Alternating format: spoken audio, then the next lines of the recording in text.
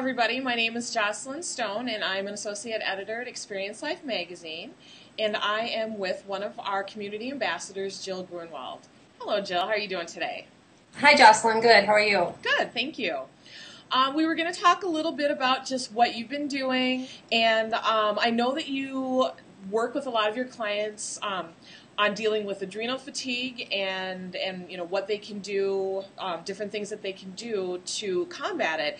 And I understand that you had your own experience over the holiday season with it. And why don't you just tell us a little bit about kind of what you went through and maybe some of the things that you did to kind of work yourself through it. Several years ago, I was diagnosed with hypothyroidism and adrenal fatigue, and I kind of learned how to deal with it and then ended up making that the focus of my practice because I love the saying, we teach what we most need to learn. Yeah. So I made adrenal fatigue and hypothyroidism sort of not the only focus of my practice, but the primary focus. And this last year was kind of a doozy for me, both professionally and personally. Just a lot going on. Mm-hmm.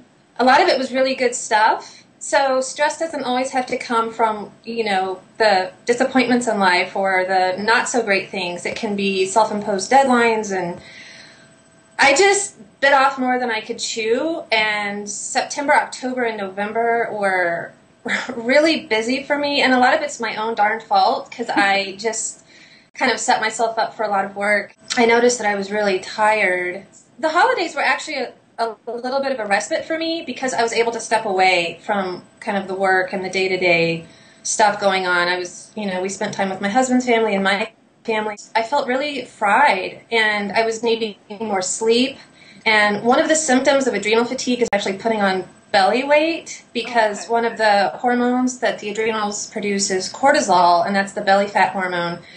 So I started to notice a few extra pounds around my middle, which, ouch. And I was a little grumpy and moody, and I noticed that I needed more sleep. A lot of people think that health coaches are infallible and that we have the perfect diet and we never make mistakes, and that's not true. I really had to take a dose of my own medicine and kind of step back and say, wow, I need to really focus on myself and take some of my own advice here. And it worked. I feel much, much better, and I'm not as tired and grumpy.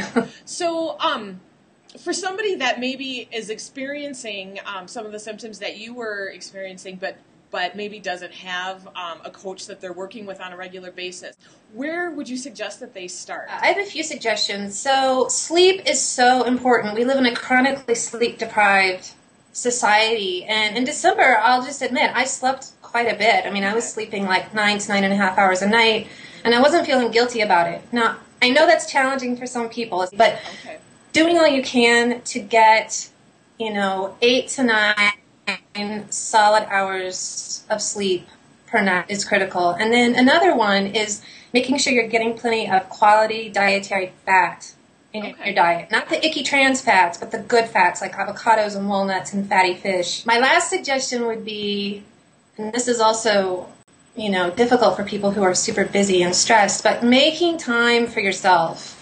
Like not overgiving and making sure that you're filling up your own cup. Take time for yourself and like recreate, like recreation time, recreate yourself by doing something that you love to do. Great advice. Thank you very much. Again, this is Jocelyn Stone, and I am talking with Jill Grunewald, and she is an holistic nutrition coach. You can find out more information about Jill at her website, which is healthfulelements.com. You can also follow Jill on Twitter at jgrunewaldnhc. Thank you so much for talking to us today, Jill, and we hope to talk to you again soon. Great. Thanks so much. Great. Bye-bye. Thank you. Bye.